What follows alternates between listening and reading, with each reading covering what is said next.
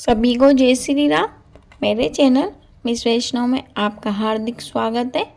आज हम सुनेंगे सोमवती अमावस्या की कथा। सोमवार के दिन पड़ने वाली अमावस्या को सोमवती अमावस्या कहते हैं। कथा शुरू करने से पहले दोस्तों आपसे एक अनुरोध है कि अगर आपने मेरे चैनल मिस वैष्णव को सब्सक्राइब नहीं किया है तो प्लीज़ चैनल को सब्सक्राइब कर लीजिए। अपनी कथा आरंभ करते हैं।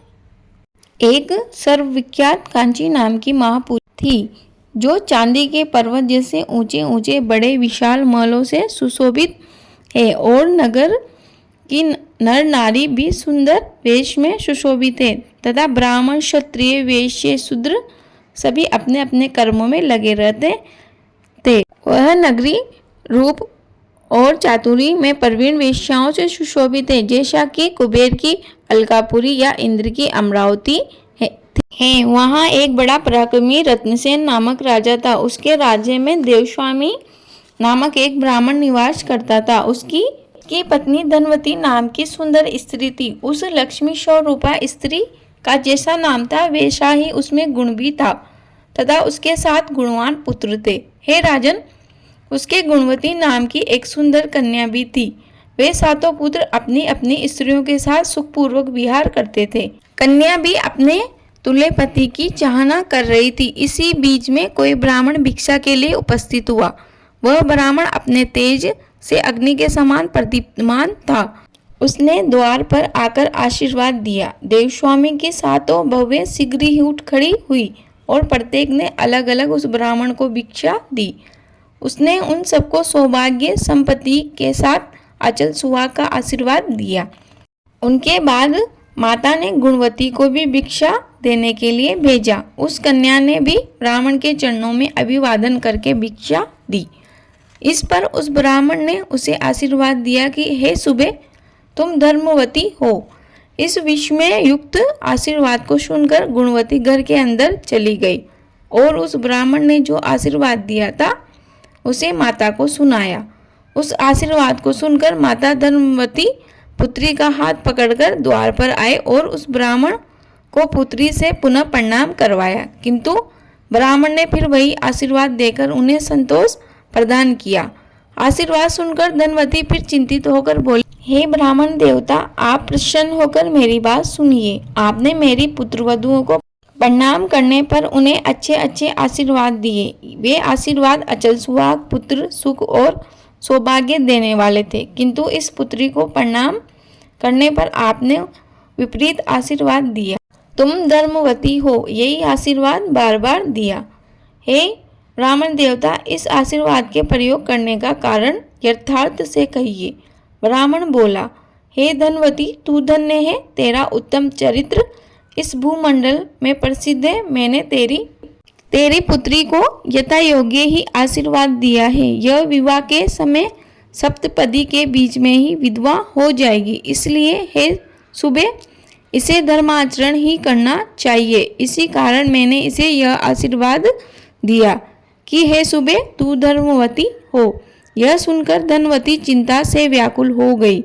वह बारंबार प्रणाम कर दीन वचन में बोली, हे विपेंद्र, यदि आप इसका कोई उपाय जानते हैं तो आप दया करके शीघ्र ही कहिए। ब्राह्मण बोला, हे सुंदरी, यदि तेरे घर शोभा आ जाए तो उसके पूजन मात्र से ही इसका वैधव्य मिट जाएगा।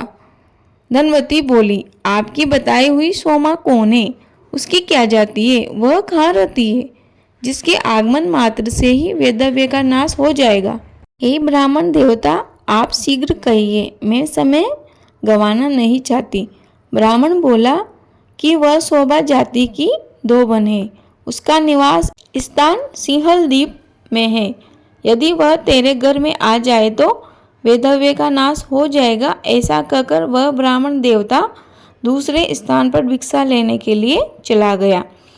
तब धनवती भी अपने पुत्रों से बोली, हे पुत्रों, तुम्हारी इस सुंदर गुणवती बहन के भाग्य में वैधव्य है, किंतु सोमा के आगमन मात्र से ही इसका वैधव्य मिट जाएगा।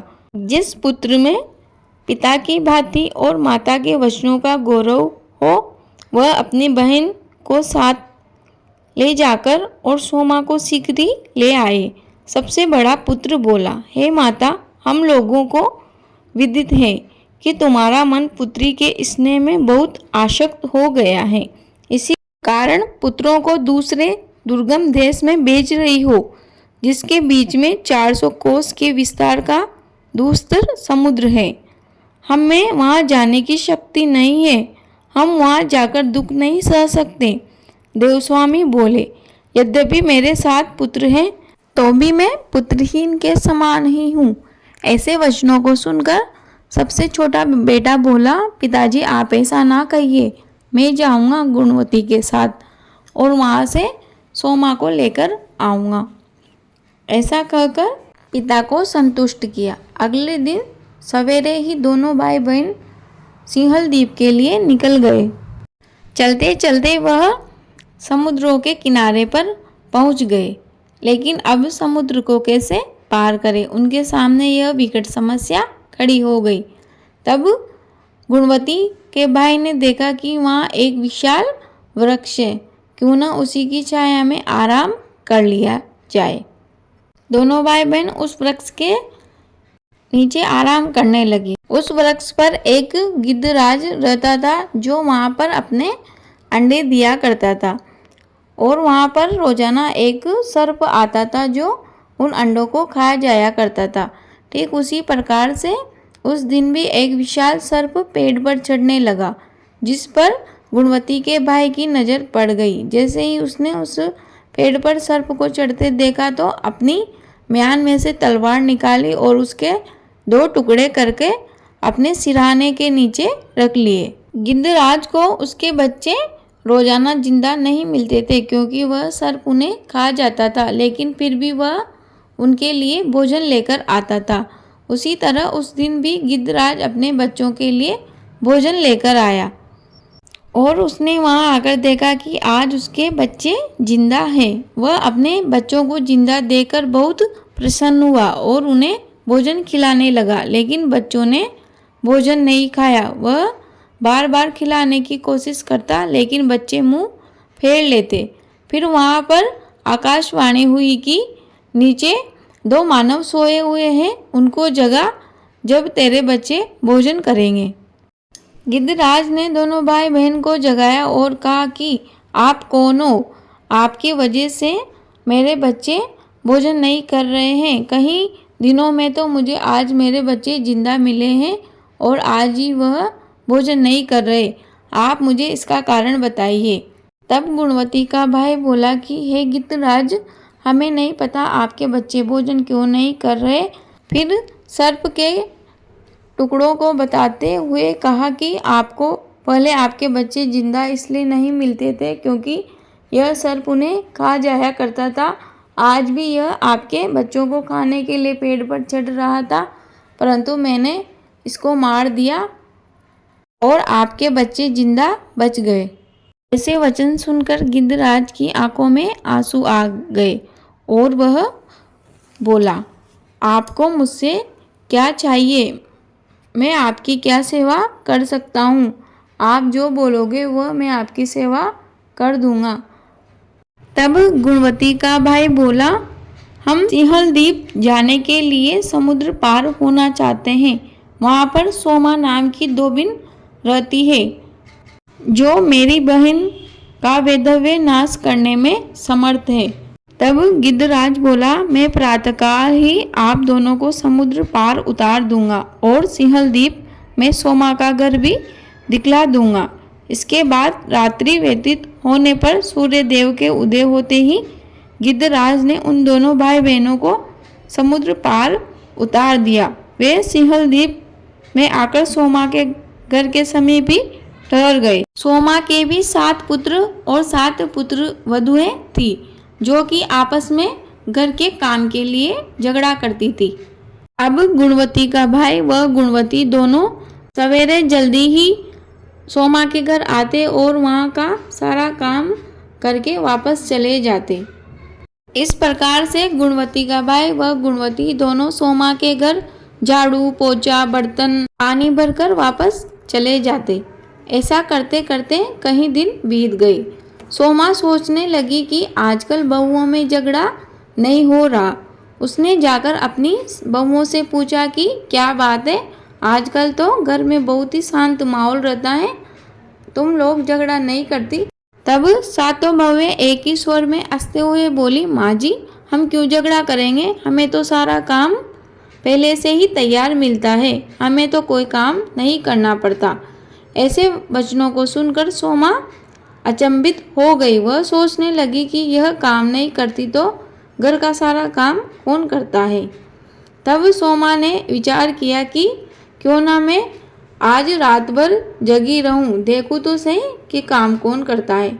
तब सोमा रात भर जगने का प्रयास करने लगी, लेकिन नींद तो आती ही है। जैसे ही उसे नींद आई, दोनों भाई बहन आकर सारा काम कर कर चले गए। जैसे सोमा उठी तो उसे फिर से सारा काम तैयार मिला। तब सोमा ने सोचा कि क्यों ना मैं आज अपनी अंगुली काट कर बैठती हूँ, जिसके दर्द की वजह से मेरे को नींद नहीं आएगी और मुझे पता चल जाएगा कि कौन आता है और घर का काम करके चला जाता है। तब सोमा अपनी उंगली काट कर बैठ गई, लेकिन दर्द के मारे उसने पूरी रात निकाल दी, लेकिन सुबह होते होते उसे नींद आ ही गई। तब जैसे ही सोमा को नींद आई, दोनों भाई बहन आकर फिर से काम कर कर चले गए। जब सोमा की नींद खुली तो उसे काम तैयार मिला। फिर सोमा ने सोचा कि आज मैं अपना पूरा पैर ही काट कर बैठ जाती हूँ तो नींद भी भला मुझे कैसे आएगी। तब सोमा ने अपने पैर पर बहुत बड़ा घाव किया और वह बैठ गई और उसे नींद नहीं आई। जब दोनों भाई बहन काम करने आए तो उसने गुणवती का पल्लू पकड़ लिया और पूछा कि तुम कौन हो और मेरे घर का इतने दिनों से सारा काम क्यों कर रहे हो। उन्होंने सोमा से कहा कि हम ब्राह्मण की संतान हैं। सोमा बोली कि घर में ब्राह्मण बुहारी लगाते हैं, इससे मैं तो जल गई, नष्ट हो गई। इसमें कोई संदेह नहीं है कि इस पाप से मेरी न जाने कौन कौन सी दुर्दशाएं होगी। हे द्विज, हम तो जाति के धोबीन हैं, फिर भी तुम ब्राह्मण होकर यह विपरीत कर्म क्यों करते हो। तब दोनों भाई बहनों ने ब्राह्मण के आशीर्वाद वाली बात सोमाधोबन को बताई और कहा कि यदि आप आपकी सोमवती अमावस्या का फल मेरी बहन गुणवती को दे दोगे तो इसके वैधव्य का नाश हो जाएगा। तब सोनाधोबन बोली कि तुम अपनी बहन का रिश्ता पक्का कर दो, दोज का मेंढा और तीज के फेरे कर देना और मुझे न्योता अवश्य भेजना। मैं विवाह के समय ही गुणवती को सोमवती अमावस्या का फल प्रदान कर दूंगी। दोनों बहन भाई अपने नगर को लौट आए और जैसा सोमाधोबन ने कहा था वैसा विवाह तय कर दिया, लेकिन सोमाधोबन को न्योता देना भूल गए। जब विवाह का समय आया तो 7वें फेरे में गुणवती के दूल्हे की मृत्यु हो गई और सब रो रो कर विलाप करने लगे। फिर किसी को याद आया कि सोमाधोबन नहीं आई, सोनाधोबन नहीं आई, लेकिन वह कैसे आती, उसको तो न्योता ही नहीं दिया। परंतु सोनाधोबन को तो पूरा दृश्य मालूम था, इसलिए वह वहाँ पर पहुँच गई और कहा कि आप लोग तो मुझे न्योता देना भूल गए थे, लेकिन मैंने तो वचन दिया था, इसीलिए मुझे तो आना ही था। सोनाधोबन गुणवती के घर पहुंचने से पहले अपने पुत्र और पुत्रवधुओं से कहकर आई थी कि मेरे यहाँ से जाने के बाद तुम्हारे पिताजी की मृत्यु होगी तो उन्हें जलाना मत, उन्हें सुरक्षित रखना। सोनाधोबन ने हाथ में जल लेकर संकल्प किया कि आज तक मैंने जितने भी सोमवती अमावस्या का व्रत किया है उसका फल गुणवती को देती हूँ।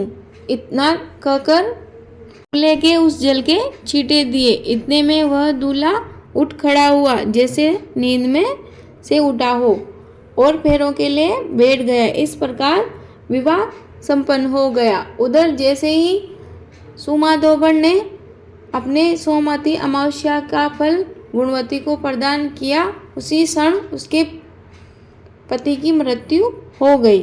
जैसा कि सोमाधोबन ने अपने पुत्र और पुत्रवधुओं से कहा था कि इनकी मृत्यु होने के पश्चात इन्हें जलाना मत, तो सोमाधोबन के पति को जलाया नहीं गया। सोमाधोबन गुणवती का विवाह करवाकर सिंहल द्वीप के लिए रवाना हुई।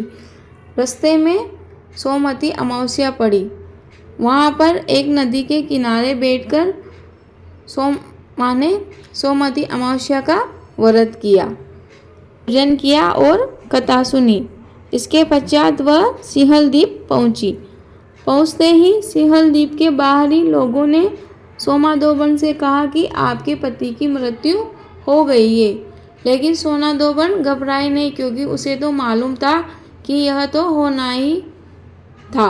सोमाधोबन अपने घर पहुंची और हाथ में जल लेकर संकल्प किया कि हे सोमवती अमावस्या, मैंने पहले जो सोमवती अमावस्या किया था उसका फल तो मैं गुणवती को दे आई, और आज जो मैंने रास्ते में सोमवती अमावस्या का व्रत किया है उसका फल मुझे प्रदान करो। और जल के छींटे अपने पति पर दिए। इतने में उसका पति उठ खड़ा हुआ। यह सब देखकर पुत्रवधुएं अचंभित हो गई और उन्होंने सोमाधोबन से इसके बारे में पूछा। सोमाधोबन ने सोमवती अमावस्या के व्रत के बारे में सभी को बतलाया। हे सोमवती अमावस्या, जैसी सोमाधोबन को टूटी वैसी सबको टूटना, ऐसा अमर सुहाग हमें भी देना। कथा अधूरी रही हो तो उसे पूरी कर जो, पूरी हो गई हो तो मान कर जो। यह कथा यहीं समाप्त होती है। आपको वीडियो उपयोगी लगी हो तो प्लीज़ वीडियो को लाइक करें, कमेंट बॉक्स में जय श्री राम अवश्य लिखें। आपका दिन शुभ हो। धन्यवाद।